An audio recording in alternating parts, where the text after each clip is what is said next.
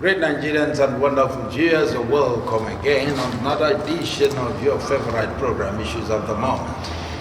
I am glad you are always there. And today is going to be a special edition of today's program, as we'll be looking at the communique issued at the end of the meeting of the Southern and Middle Belt Leaders Forum held in Abuja on Thursday, 26th of September. We're going to look at the 7-point agendas. As usual, we have analysts in the House who are going to look at this and also discuss on the possibility of adhering to these 7-point agendas. And today, as usual, I am not alone in the House. From my far left, I have St. Moses Ogbonna. St. Moses Ogbonna is a practicing lawyer. He is a philosopher, a logician per se, and also a human rights activist. He's also a political affairs analyst. Barrister, you're welcome to the program. Thank you very much. Good morning, viewers and listeners. After him, I have Honorable Tony Abanyam. Honorable Tony Abanyam is also known as Democracy. Democracy is a media person and also one of the foremost runners of a democracy and a legislator in Aba North local government area. He's also a practicing journalist. Honorable, you're welcome to the program. Thank you so much, Prof. Good morning, everybody out there, for having me here. And after him, I have Comrade Nnamdi Lekwachi. Comrade Nnamdi Lekwachi is a historian. He is a political affairs analyst and public affairs analyst. He's a man who loves dealing with dates and numbers. I'm sure you love listening and being part of today's program. He doubles also as a televangelist. Comrade, welcome to the program. Thank you for having me. It's such a privilege and honor to be here always. Good day, our viewers and listeners. In the recent past, we've never had it, the Igbos, I'm not sure they've had it so rosy as this time, for all the Southerners coming together with the Middle Belt, leaders and elders of the South-East, South-West, South-South, and Middle Belt regions, represented by Ohanes Ndibo worldwide, Afenifere, Pan-Niger Delta Forum, PANDEF, and the Middle Belt Forum, respectively, held a crucial meeting in Abuja on Thursday. The meeting was chaired by the leader, Chief Dr. E.K. Clark. I think the numbers here are too numerous to mention, but it is important to mention that E.K. Clark chaired it, and E.K. Clark, we know now, OFRCON, and had in attendance several other national leaders, including Chief Ayo Adebanjo, leader of Afenifere, Chief Dr. Emmanuel Iweanyango, MFR, OFR, CFR, President General of Ohanes Ndibo worldwide, Dr. Bogo Beatrice, President Middle Belt Forum, Chief Senator Kanalis Adebayo, former Governor of Kwara State, and so many others. The who in all the southern parts of Nigeria and the Middle Belt were in attendance. Some of the things they looked at, the meeting discussed exhaustively current developments in the country and arrived at the following conclusions. Number one, that the federal government should, as a matter of urgency and priority, work towards the restructuring of the country and enthrone true federalism as was originally entrenched in the 1960 and 1963 Constitution. This is what I want us to take them one after the other. Talking about restructuring, let me start from my immediate left. Talking about restructuring, you know, a lot of people, especially in the Southeast, have clamored about that for a long time. And now, for these people to come together, the Middle Belt, the South-South, the Southwest, and the Southeast, to agree on this common thing, what is our hope? Well, I think it's obvious that the people who have spoken are, in the recent of what to call elder statesmen. I do not think there is anybody there below the age of 65. Those are Iweanyango should be his 80s. Even Edwin Kiabodo Clark should be in his 90s. Some of them are non-generians, octogenarians, and people who have lived it and seen it all. For them to have come tabling this proposal simply means they have at heart the interest of the nation, and they do not want, the current structure or the country has currently structured to continue existing as the status quo, because it has not actually bettered peace, it has not actually culminated or led to development and then even national cohesion. So, and the election itself didn't even, in fact, left much to be desired. If you study their positions and then those of Atiku Abubakar, just recently where he attended the World Press Conference, you will see that they are in tandem, they are at par. And why do we talk about restructuring? I think the APC used to talk about restructuring before the 2014 confab, which to an extent they avoided. Then there was also that report. I think they also captured it, the True Federalism report, and then the so-called restructuring report too, under chair former governor of Kaduna State, Naira Policy. We also had the 2014 confab, where Nigerians gathered together to talk about some of these issues and concerns they raised. But the problem we have is that we have a lot of beautiful documents. You remember each time I was talking here and I talked about electoral reforms, I do mention the Uwes Committee report. A lot of these committees, we set up committees, but we do not do anything with their far-reaching recommendations. And that is why we are where we are.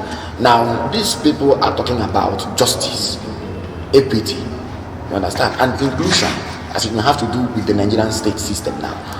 They talked about the need to create structural balance that favors the Southeast, and they mentioned, they were emphatic that the Southeast should have more number of states, and then again local government council, and that the Southeast currently as structure is not fully represented in the federal government.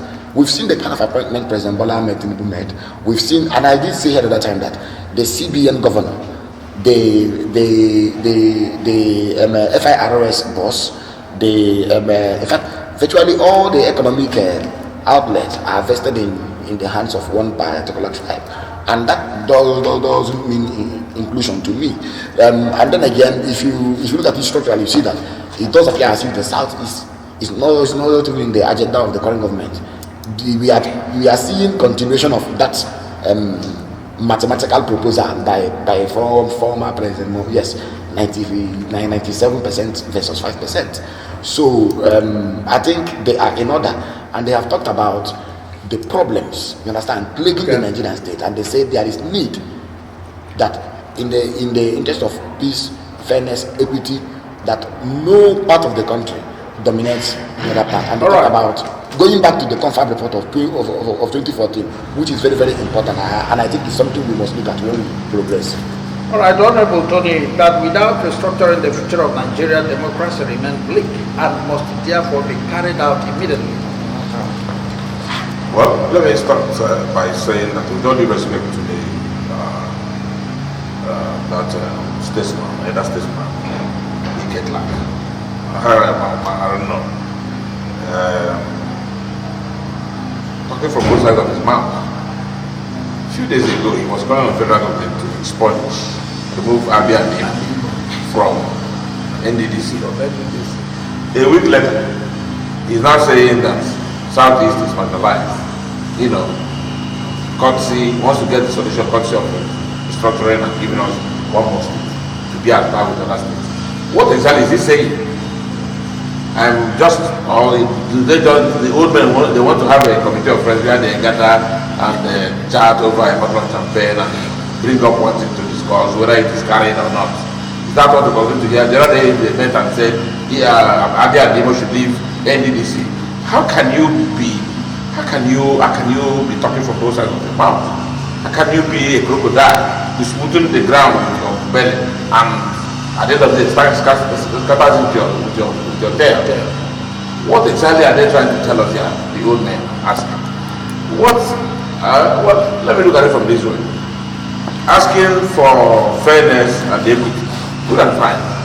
But the equity you are asking of, if actually it is carried, if you actually put to work, is it going to benefit the downtrodden? Is it going to bring about development? At the time when we are in regions, isn't it? Later we got 12 states. Then things didn't work. We got to 19. Things got like, Sanyo Goso started singing which were Nigeria. That was a time when a cup of rice was 20 kobo, not say 20 naira. That was a time when a bag of rice was less than 800 naira. That was a time one room rent. The first time I paid for a house in Aba in 1988 was 25 naira. Everyone was crying and complaining. And at the time, they gave us, yes, from 19 states, now we are at 36, isn't it? Has there been solution? By 1994, the group they called Pegasus, Lupe and Nigeria Labour Congress went on a strike led by Pastor Bafria and strongly Frank Kokori. And what was the problem? That I wanted to increase the price of fuel from 3 naira 90 kobo to 5 naira. The entire country went on flames.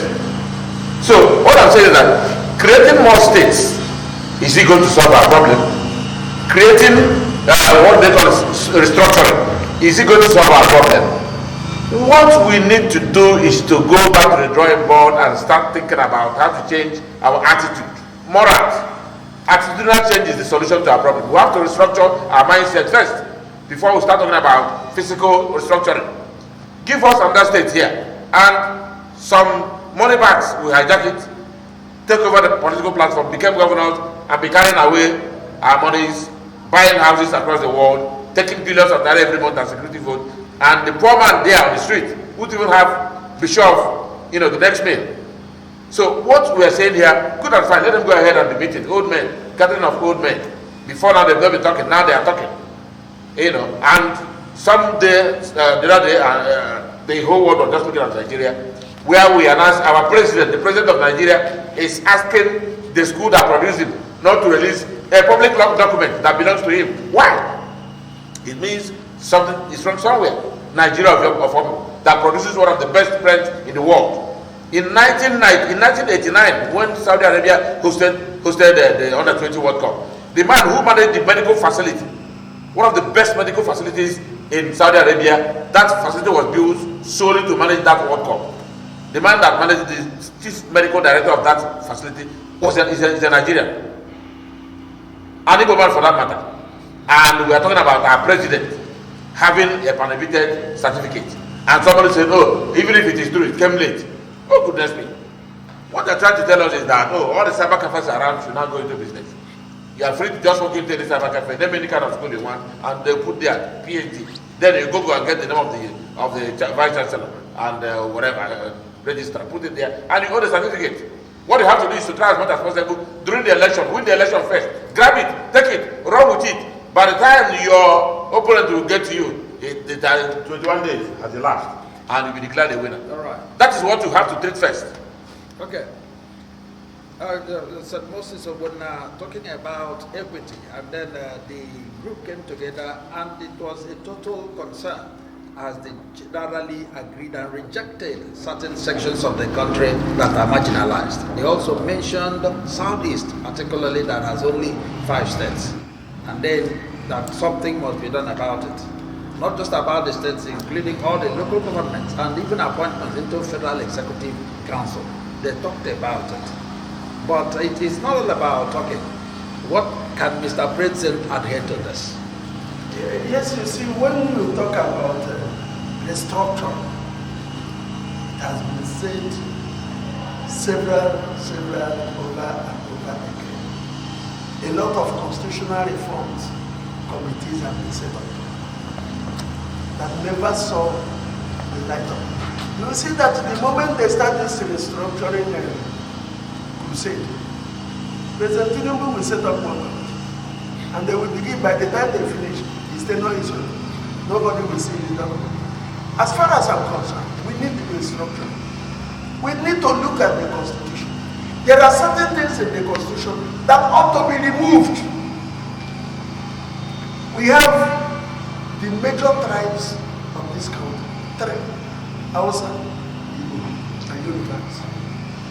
The people that brought in Southeast, South, Southwest, South, Northeast, wanted to dismember these 3 tribes.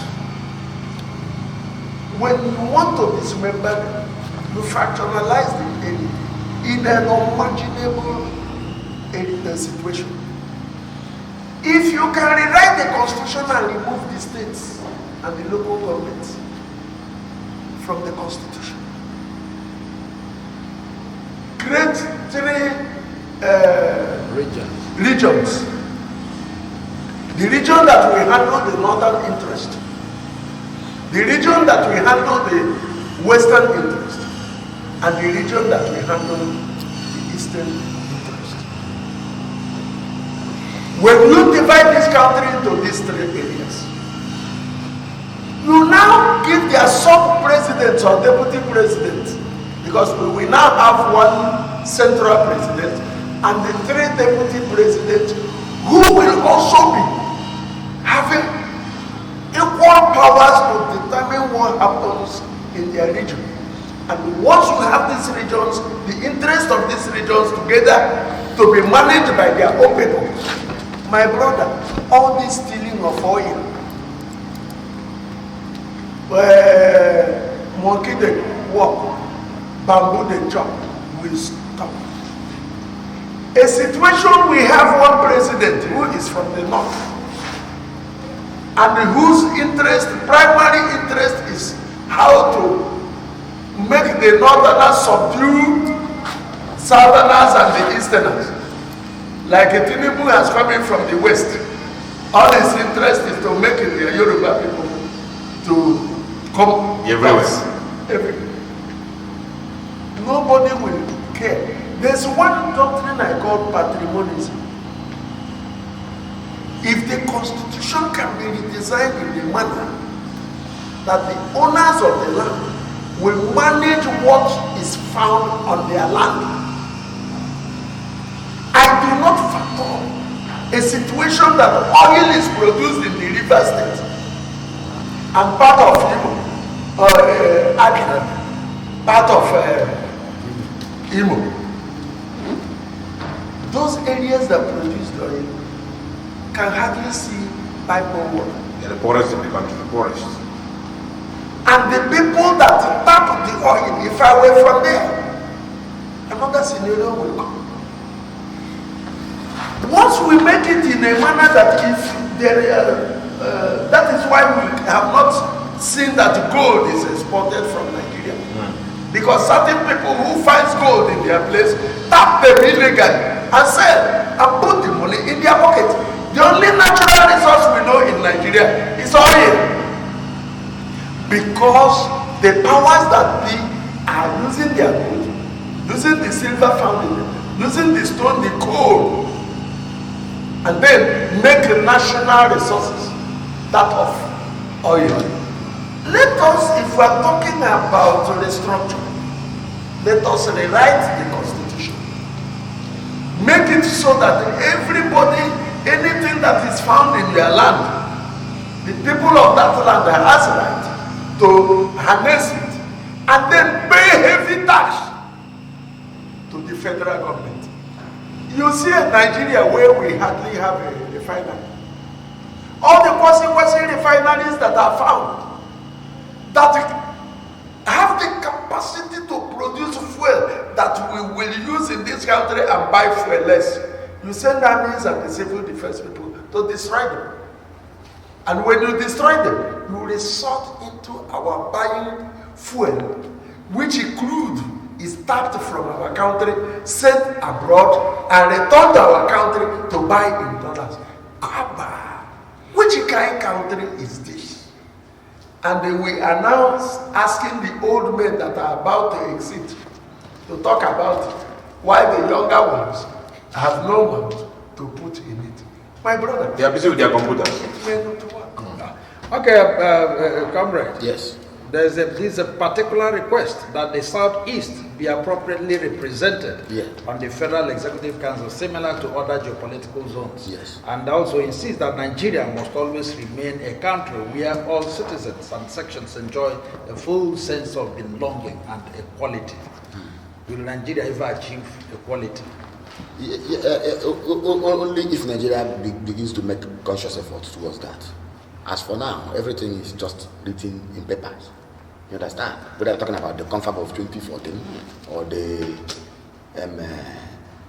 RFI committee report. In fact, Council did justice with it. He said we've been having a lot of constitutional conferences, and then I can tell you that, in fact, since independence, I don't want to talk about Richard's constitution, Littleton constitution, and all that, even Fafa's constitution.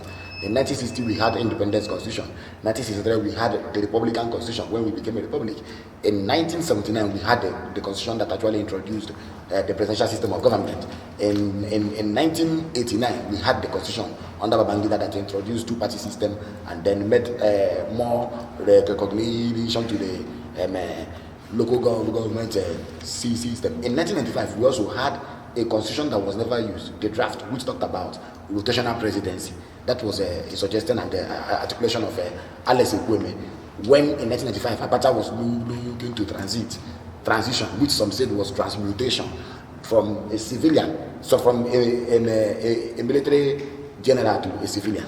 And Alex Ekweme said their president should be rotated for a period of 6 years, you understand, amongst all the geopolitical zones, each having a vice president for equal representation, so that the president is not someone who comes there to enjoy a renewable term of office. Just one, you are gone, and then the other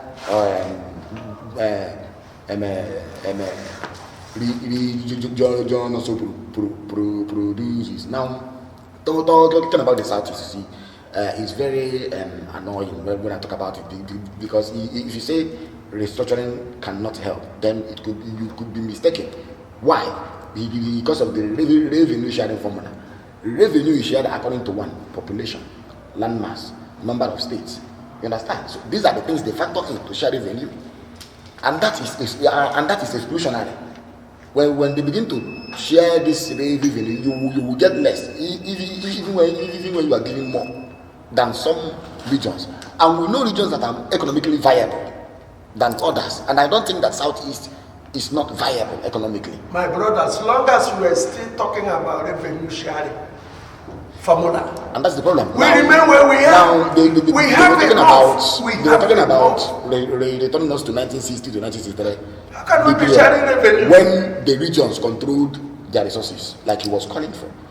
All these things were military carryover or military handover. Now the question becomes, who will play the cards? It's not just about saying these things. Who will lead the field? Now, I know in the 1960s, regions were controlling their resources.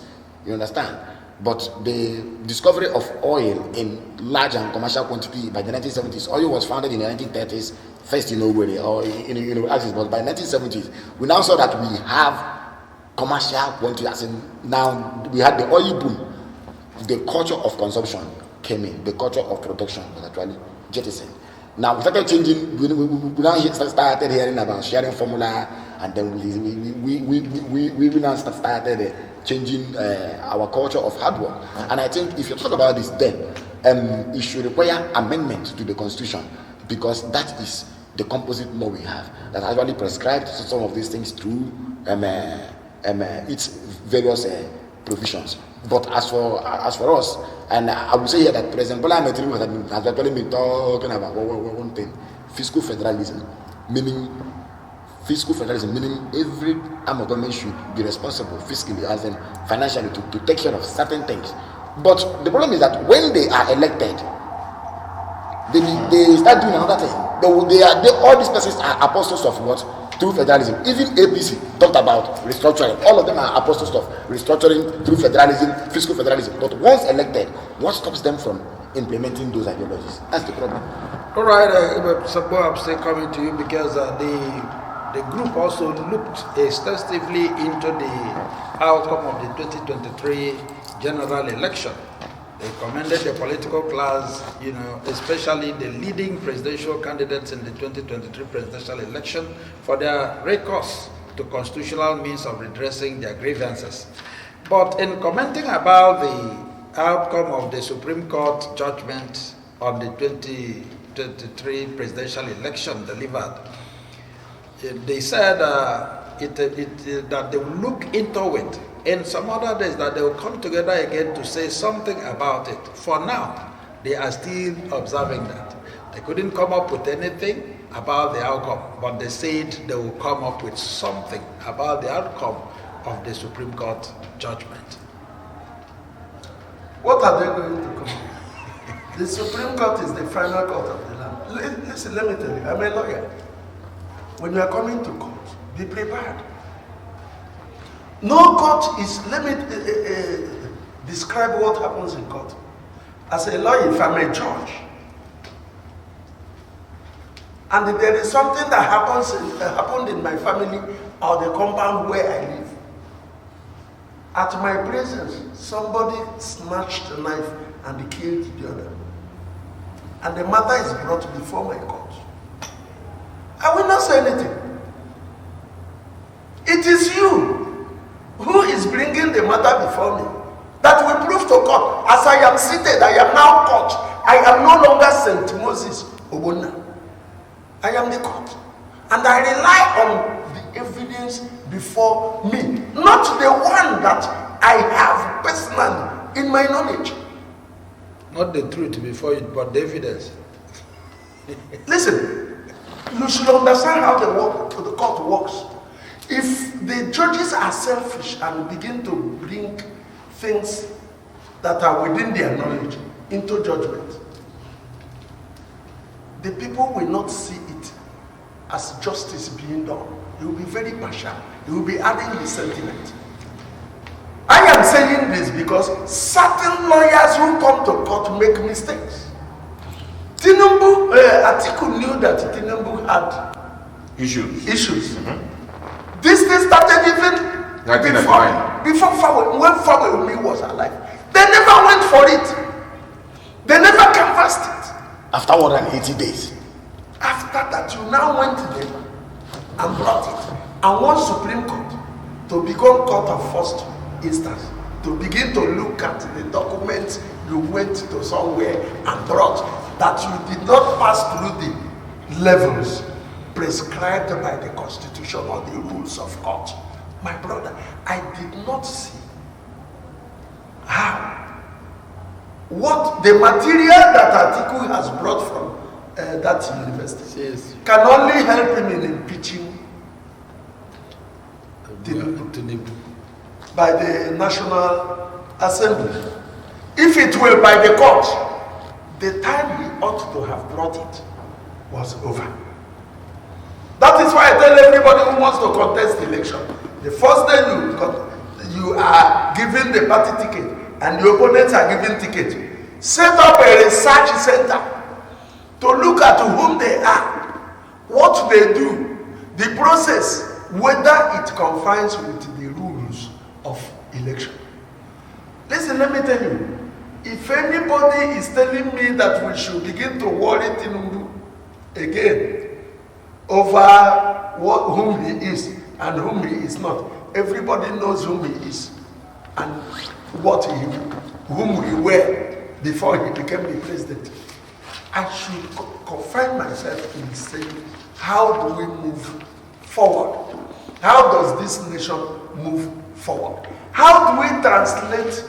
While they were campaigning, Tinubu never promised this country anything.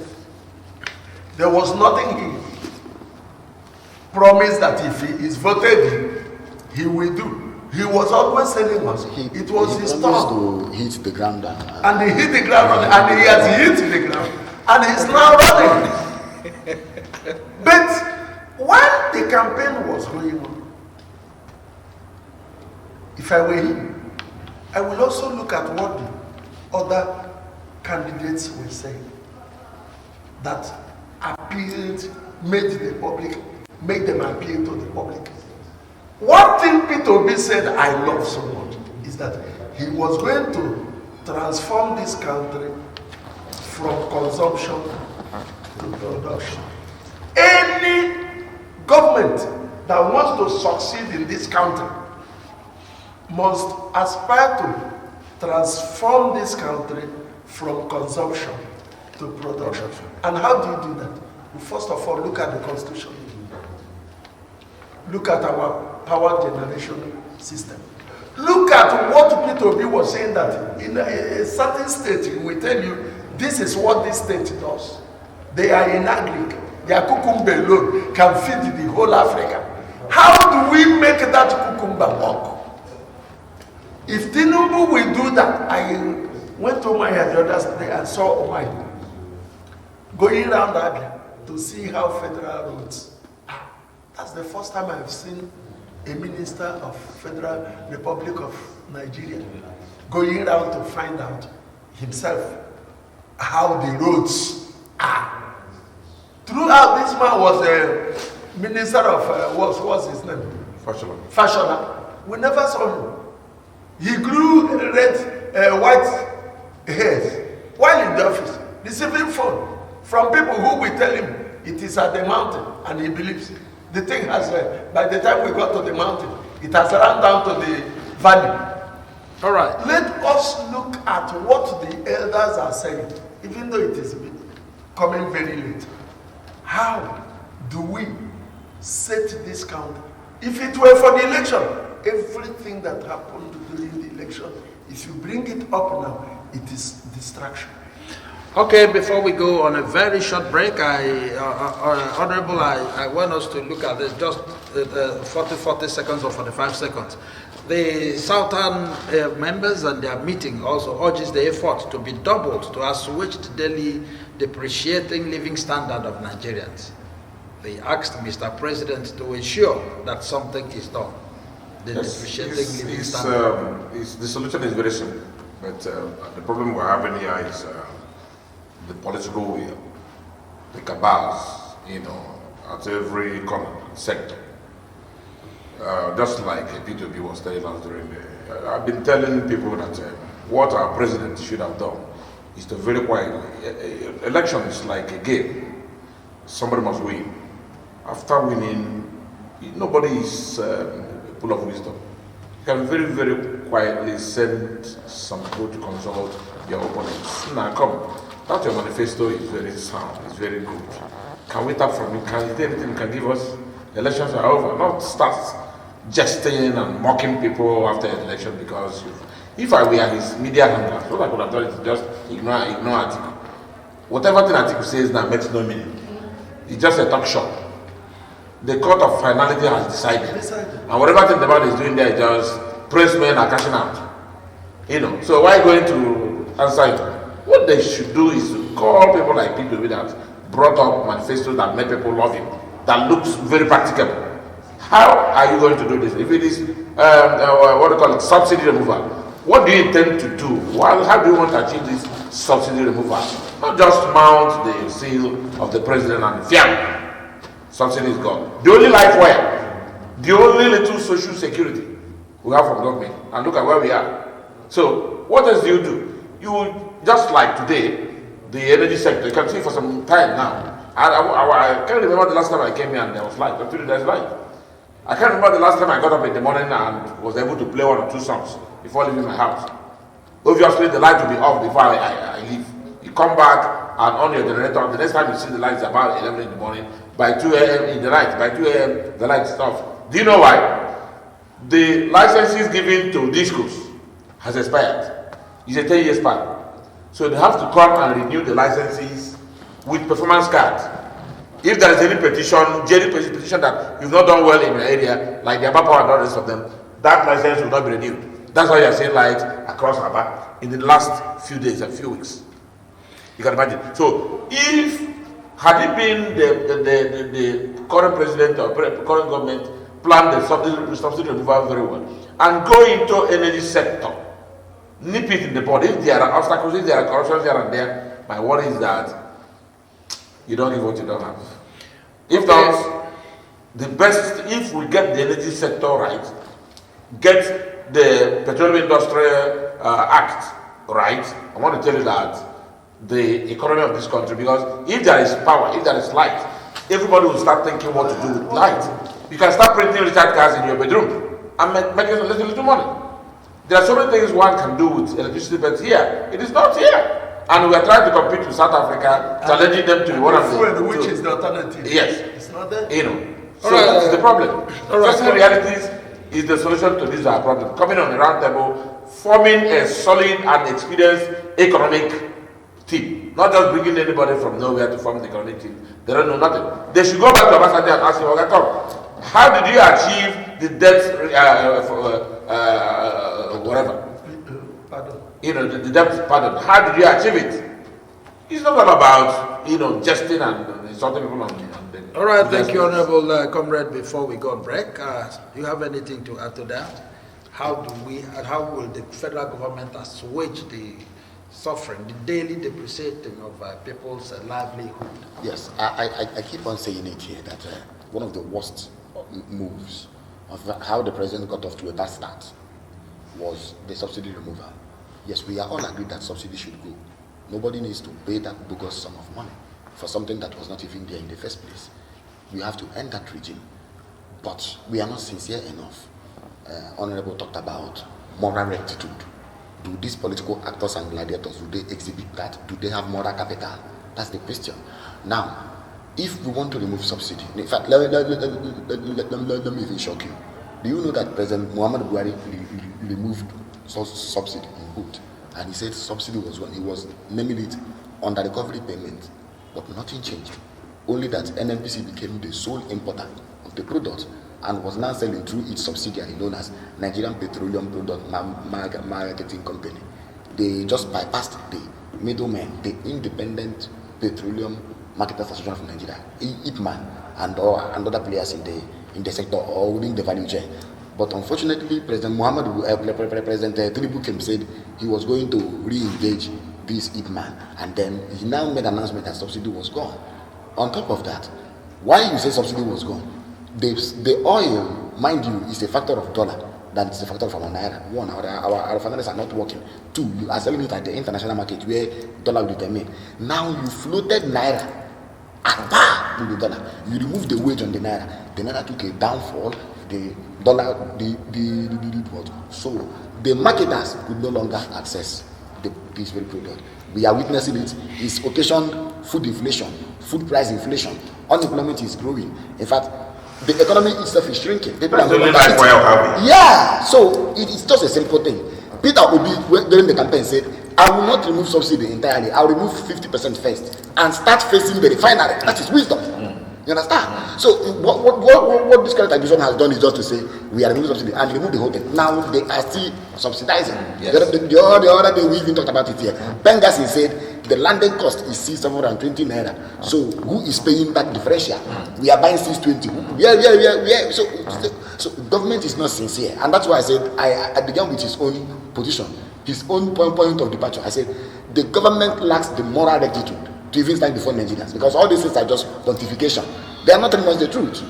So if the landing cost is 720 naira and we are paying 650, where is the differential? If I may ask, we are paying subsidy. Government is paying subsidy and things are cheap in Nigeria. Yeah. We remove subsidy and the economy crash. Yes. Why wouldn't let them bring back the subsidy? We need it. Let them bring it. Right, wonderful viewers. We are going to go on a very short break. When we come back, issues of the moment will continue. Don't get away. Keep watching your darling station, The Living TV. We'll be back shortly. Don't get away.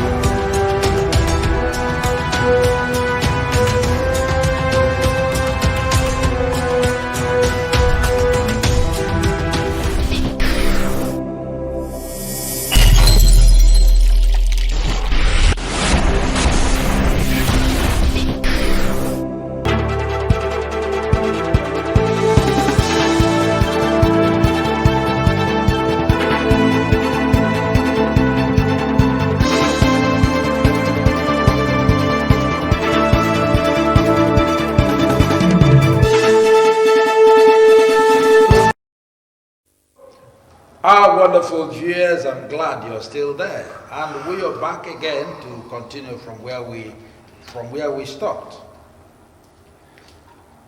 This group also advised the federal government that they should take urgent steps to release Nnamdi Kanu, since a court of competent jurisdiction has ordered so.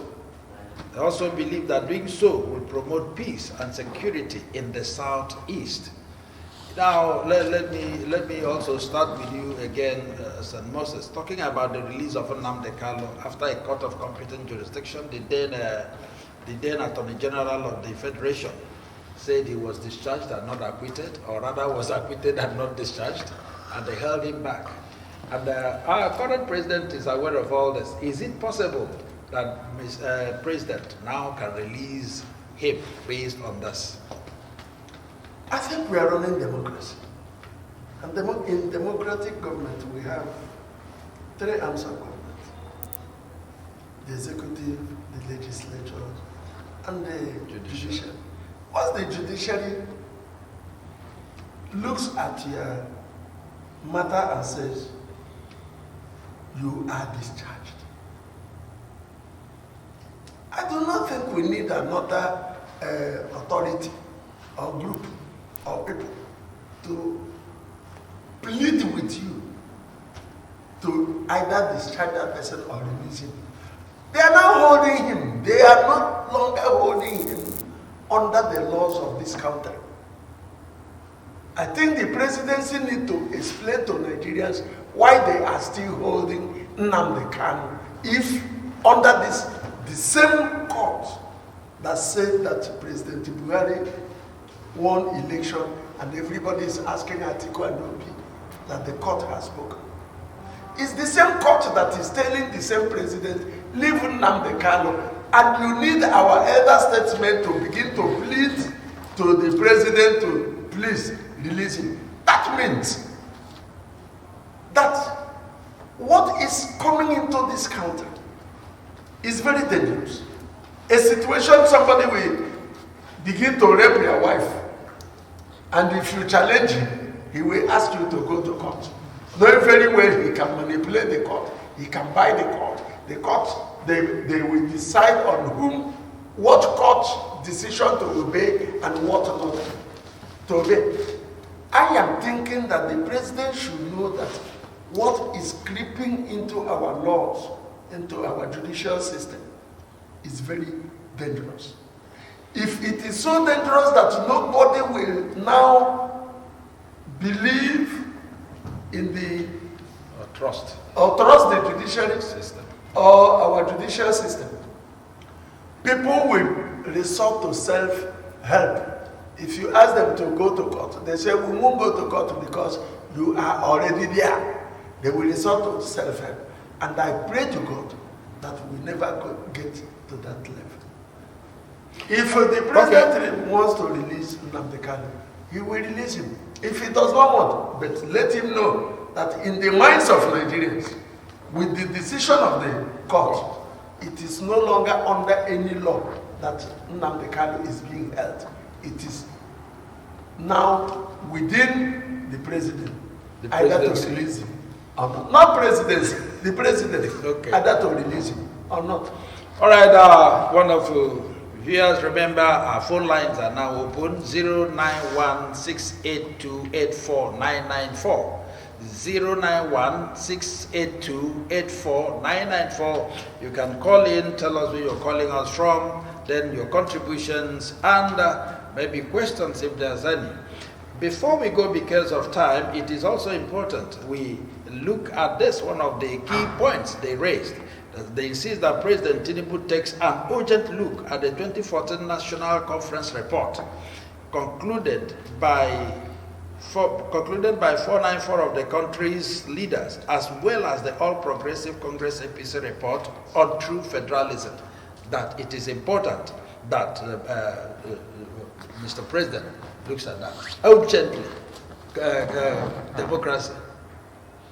Well, to the best of my knowledge, with what I've seen here, I've been in the corridors of political movement of this country for over 30 years now. the standard set by previous administrations, presidency in particular. Because in this part of the world, what we act on, what we learn fast is the negative side of, one's behavior. Because these are people that have ruled this country, they have been very authoritative, they've been very lawless. Good luck, Jonathan, our brother, constituted this 2014 confab. And they gave their reports. Our brother refused to push it to the National Assembly. And behold, the entire country, the young and old, the elites, the less privileged, everybody came together and we said, this is okay for us, this is where we have to go. Push it to the National Assembly. And the presidency rats told the man, okay, if you implement this thing, if you try to implement it, it will withhold your power. Because they gave him hope that 2015 is a goal. Yes, he will go back. Then you want Tinubu to not implement it, to withhold his own power. A man that said, grab, fight, take it, run with it. That is the man that will agree to withhold his own power. It will not work. He will not. All of this gathering is just a tea party. All of these Pandef, the middle belt, just old friends. Brown envelope. Yes, old friends. Let us meet and discuss over national issues, whether to work or not to work, over a bottle of champagne, and probably apply. See how you can get some contract in Abuja. So. That's exactly what they did Abuja to do. But telling me that whatever thing they say there, no anybody will take it seriously, nobody will try to take it seriously because they were all there and they couldn't say anything. The man will ask them, where were you when Jonathan refused to implement it? Oga Clark, they told us that you are Jonathan's father. Where were you when your son prepared this document, spent over 4 billion naira and couldn't put it into practice? Now you want me to come and do it? It will not work. You wait till the next, maybe after my 8 years in office, then the next person can also come from the village. Then you can now implement it and do what you want. But talk about implementing these laws, this confab, whittling down the powers of the president. My brother, nobody. Not even the National Assembly members, because it will also affect some of them that have governorship ambition to remove the immunity, and tomorrow you take him to court and drag him around. Nobody will do that. All right, comrade, are you in the same page with it? I think we've been wasting so much funds in terms of these panels and these committees. Justice Ayo Ilikefe report is still there. Okibo report is still there. Chicks committee is still there. Udoji report is still there. Do I name you? Do I tell you reports? If you are ever desirous of building this nation, many reports, including the one done before independence, Phillips Commission, many reports are there. But the problem has always been, like I said, who will bet the cards. Now, I did say that President Bola Ahmed Tinubu, when he was not the president, was an apostle, a disciple, an advocate of fiscal federalism, which allows the local government to be the third tier of government and be responsible with what fiscal responsibilities. But tell him to implement it now. He's there as the president. Can he implement it? What exactly? What was Nadeko fighting for? Nadeko was fighting for democracy that works for everybody. You understand? And he was there. Now ask him to implement those things. Let us see executive bills coming from the executive demanding for this thing. Let it be the National Assembly did not implement or did not even make such laws. You can't see these things. And that is why I say the problem is what squarely, somehow, willpower to do these things. You understand? And then for someone like Goodluck Jonathan, to me, that 2014 confirmed report, my goodness. That was the first time Nigerians came together. After 100 years in 1914 of amalgamation, in 2014, Nigeria, that would have bettered the first autonomous constitution. See, Nigeria has never had an entirely independent constitution except in 1963. 1960 was just covered by the British authorities who were even departed. 1963 made only minor alterations to the extent that it created the Supreme Court by 1st October 1960. You understand? To say that by October 1963, to say that the Privy Council will no longer be the apex court. Then the Governor General will cease to exist and now become president, no longer a representative of the Queen. You understand? So then, in 1979, the constitution we had was given to us by the military. Though there were people like who chaired the drafting committee, Justice Road to be Williams and the rest of them. In 1989, it was Babangida's. You understand? And then in 1995, it was Abacha's own. 1998, 1999, there was no drafting committee. There was no constituent assembly. If you want to do a constitution, you present a draft. People will come and debate. Yes, people will come and debate. The drafting committee, now they will go and work on the draft. Now their agreements become law. Unfortunately, what we had was a debate committee. How can you go and debate a constitution? Chaired by Justice Nikki Toby of blessed memory. So we are so in the holiday meetings and they'll just bring out and listen. And then finally, before we go out, because of our time, as I'm coming to you, these forum, they didn't just stop at that. The meeting resolved to set up a strategic committee on restructuring and expressed readiness to interface with the federal government, the National Assembly, and all other stakeholders on the enunciated issue. I'm talking, St. Moses Obuna, I'm sure you heard me. They didn't just stop at that. They had to set up a strategic committee on restructuring and express readiness to interface with the federal government, National Assembly, and other stakeholders. So they are really ready, talking about restructuring. That they are setting up a strategic committee. Who set them up? Who is setting? The old men. Yes. There is what we call responsibility with authority. Busybodies. Who gave them authority to do that?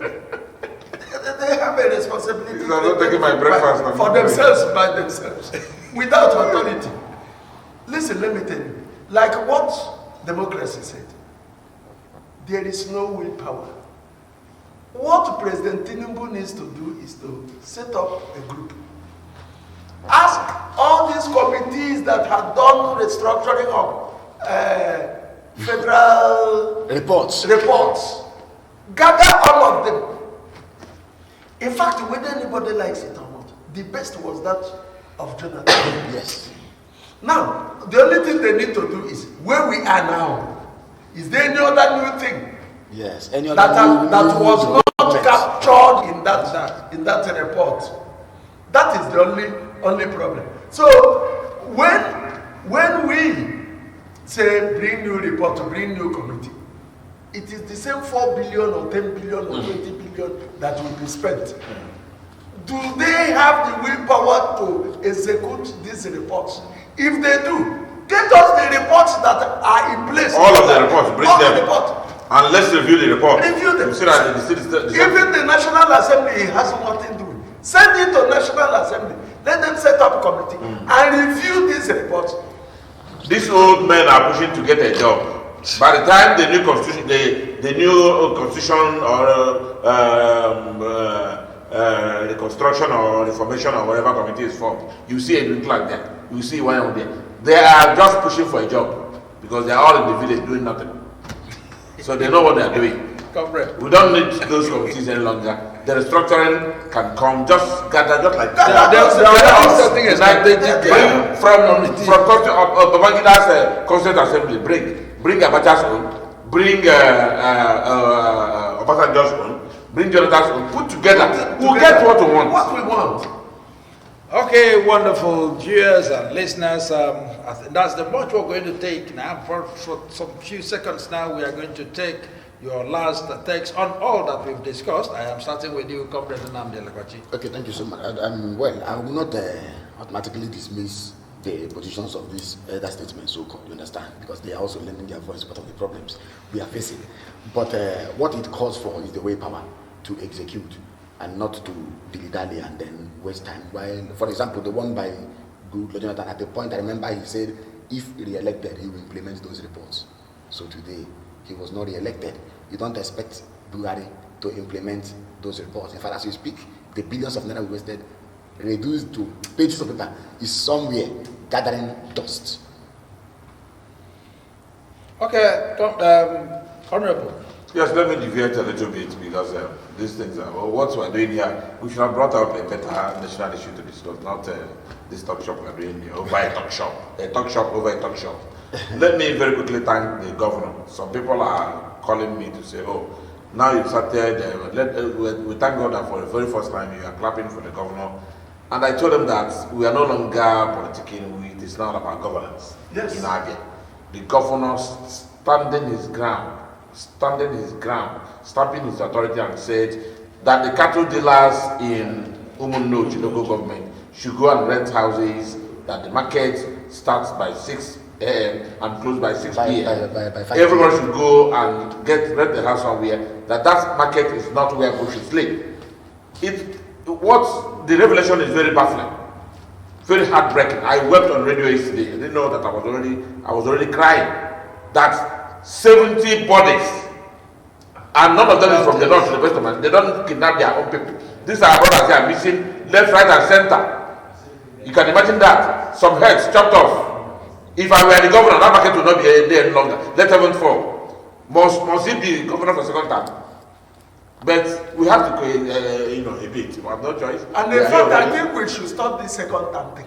That's So one that thing. if you come as a governor, That's to 6 years. Yes, you may pamper somebody because you want to get a second time. Do all kinds of nonsense. Do you know that at that Umunnochi, they nearly kidnapped a sister there? You see? She ran. It is the person who about them. Because if you enter vehicle from Enugu to Aba by 6 o'clock or 4 o'clock, 5 o'clock in the evening to Aba, You're on your own. you're on your own. Once they come to Umunnochi, they will claim that their vehicle has one problem or the other. My brother, you are gone. Yes. So the governor should also look into other If the areas. governor did that, that's beautiful. Yes, other areas, these are other brothers are doing this, their cow business. Look in, because I can't understand. I asked the question, in Sokoto and Kanu, 7 markets and markets within the north, does people sleep in the market? In Alaba market in Lagos, does anybody sleep in the market? In Ariana market in Aba, does anybody sleep in the Why market? should they sleep? My one market in Port Harcourt University, does anybody sleep in the market?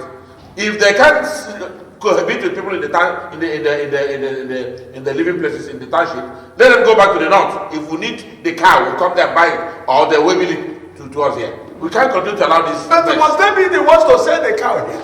That's the They issue. produce their cow there. We have our sellers here. They should have partnership. So, Governor Alex Oti, thumbs up. I salute you too. Thank you, sir, for doing this. We want All you to right, do more. all right, Moses. Yes. President Tinubu, please. Look at the past reports and they start to plan how to implement them. Let nobody force you into forming another constitutional reform conference. It will not work. The moment you start doing that, we will tell you you are another Babangida. You want to push us into facing the newspapers and the social medias will be churning out what they said. I use it as their content. Please, if you want to reform this country, if you want to go into what they call true federalism, I don't know how true it will be, and restructuring, look at the past reports and give to us. Thank you very much. And wonderful viewers, that is the much we are going to take today. I am glad you've always been there, watching your favorite station, The Living Television. And we're going to come your way again. Remember, tomorrow is Wednesday. We'll be bringing you Nigeria Today. That's going to be another wonderful topical issues as it affects our country and our state. From my far left in today's program is St. Moses Obona. St. Moses Obona, we are pleased to have you here today. Thank you very much, Governor Lexoti. Thank you very much for one note. Honorable Tony Abadin, Democracy, we are happy to have you here today. Yeah, we'll continue to do this until, by the grace of God, this place is fixed. It's not all about praying. We've prayed enough. It's all about action now. It's all about attitudinal change. Very, very important. Because look at the Israelites. They've been attacked and they are now releasing the best of bombardment and warfare on their enemies. Here, if we are attacked, we'll go into that night and all sorts of things. So we have to start thinking now. Action. And Comrade Nnamdi Legwaji, we are so happy that you're here today. I'm happy to be here. Thank you for having me. Goodbye, viewers. And our viewers, this is your command, Chineduma Dele. Until we come your way again, keep watching Living TV. Bye for now.